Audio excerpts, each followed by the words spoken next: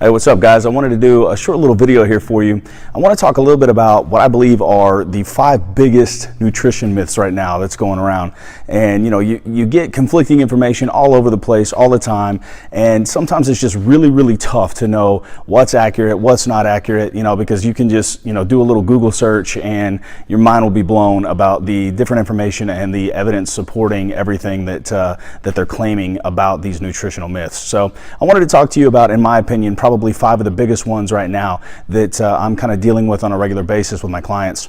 And the first one might surprise you just a little bit. Several of these might actually surprise you. But the first one that I want to talk about is the fact that salt is bad for you. All right. I hear this on a regular basis. I shouldn't eat salt. I don't need salt. I got to cut salt out. Well, here's the thing.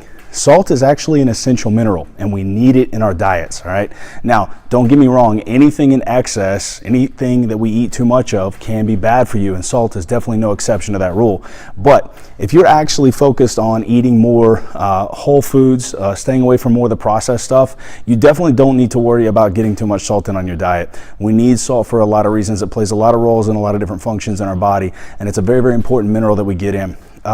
There's only been about, I want to say 9 to 12% roughly was where salt was linked back to hypertension. So if you actually have like kind of a salt-induced hypertension, which like I said is pretty low, a lot lower than what a lot of people thought that it was prior, then you may want to avoid more salty foods. But otherwise, eat the salt. Got a lot of health benefits that comes from it, all right?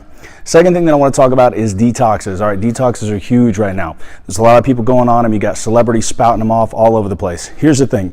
When it comes to the science behind it, there's really not any, all right? For the most part, there's not any science that's pushing the fact that these detoxes really do anything more for our body than just stop eating crap, all right? For the most part, if we start eating, again, more whole, more nutritious foods, things that are packed with vitamins and minerals, these are the types of foods that we want to try to start eating on a more regular basis. Our body is designed to detox itself, all right? So here's the thing.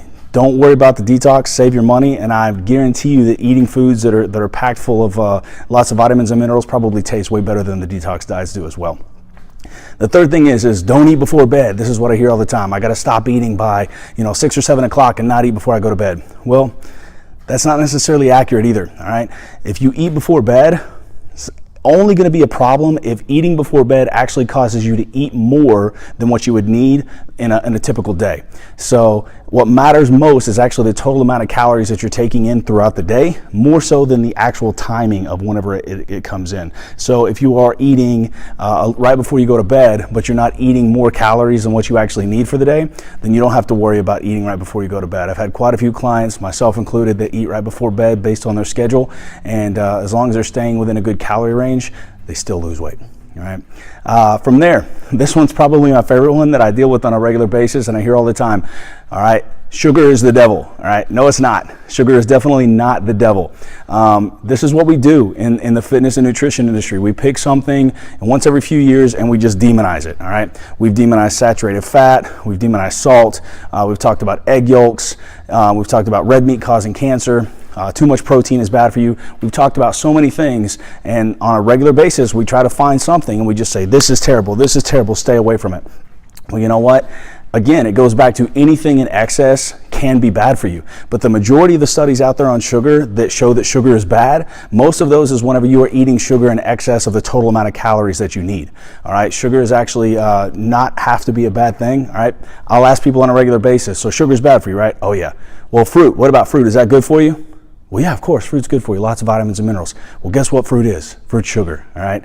So I'm not sitting here telling you to go out and eat all sorts of cakes and candies and things along those lines, but sugar isn't bad, and there's plenty of studies out there to show that you can lose just as much fat and be just as healthy having sugar in your diet as without.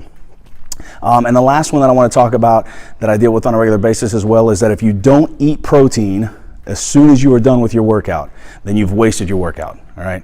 There's no truth behind this whatsoever, all right? Ultimately, not to say that taking in protein within an hour or 2 hours of a strength training workout isn't going to be beneficial, because there can be some benefit to it.